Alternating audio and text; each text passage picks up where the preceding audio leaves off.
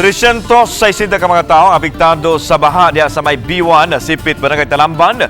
Dakbayan sa sugbukan sa mga Pinoy-anan ang nasanapan sa baha tungod sa way puas nga pagguan. Anong report? Kini ang Pinoy-anan sa pamilya ni Manong Godofredo. Ang ilang sala murag swimming pool, human wa mohubas ang baha. Ang ilang mga butang gipang safety nila sama sa ref nga gipatong na sa lamisa. Ang ilang higdaanan literal nga nahimong waterbed kay naabtan sa baha. Nabalaka sila sa daotang epekto nini, ilabi na sa mga bata. Ako may problema tungkol sa tubig. Aha. Kagabi, taga-asa man eh. Taga-pusod. Amo ang lagi nga. Taga-amay ko sulbaran niya mong kwan. Problema diri. Samtang sa mga agianan, pulos tubig na. Gani ang bakanting luna na hisama sa lanaw diin may namaling og isda. Ang balay usab sa ubang mulupyo gisudlan og tubig ug nang lutaw ang sofa ug ang mga appliances.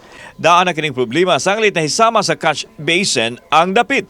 Gani kining kalsada na hisama usab sa usa ka sapa diin way kapilian ang mga tawo gawa sa pag-ubog gyud sa tubig aron makaagi. Dito ang mga gapon dire. Dihagyod?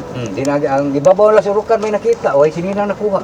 Ingon niya ang sitwasyon karon diri sa B1 na Sipit, Barangay Talamban, Cebu City kung nato makita ang water world nila.